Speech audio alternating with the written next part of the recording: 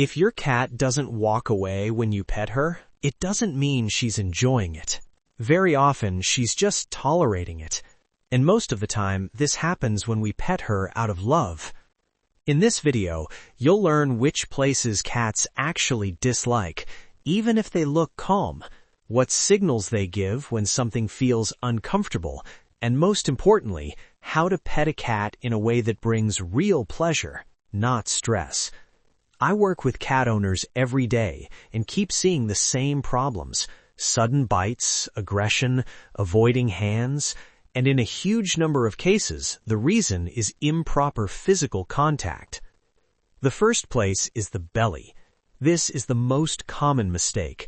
A cat rolls onto her back, and it looks like an invitation to pet her, but the belly is the most vulnerable part of a cat's body. When a cat shows her belly, it's a sign of trust, not a request to be touched. Owners often say, "She showed it herself," and a second later they get bitten. The cat tolerates it at first, then defends herself. If your cat shows her belly, simply don't touch it. The second place is the lower back in the base of the tail. Many people stroke a cat along the entire spine and don't notice the tail starting to twitch. This area is highly sensitive. For some cats, it feels good. For others, it overloads the nervous system. On the outside, everything looks fine, but inside, the tension is building. A few seconds later, a sharp reaction. If the tail starts moving sharply and nervously, it's time to stop.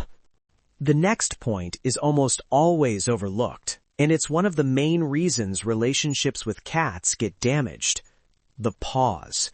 Toe beans look cute, but for a cat, paws are survival tools. Touching them takes away her sense of control. This is especially common with kittens, when people think they're training them. In reality, the cat learns that hands are dangerous. If there's no real need, it's best not to touch the paws at all.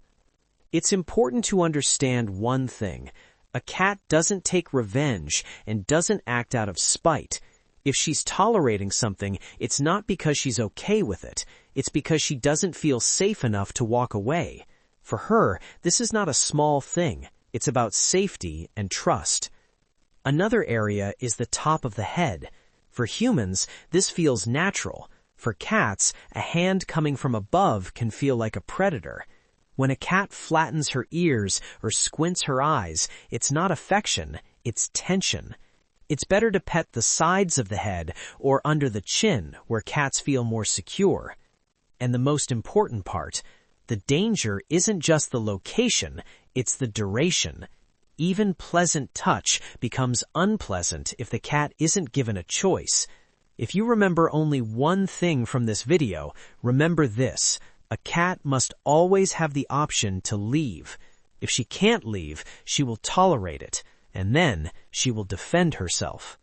Here's one simple action that can truly change your relationship with your cat.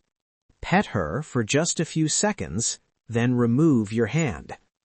If she leans in for more, you're doing it right. If she doesn't, you've respected her boundary. Most bites and sudden aggression aren't about personality. They're about a language we didn't notice before. Have you ever realized your cat was tolerating touch? Share your experience.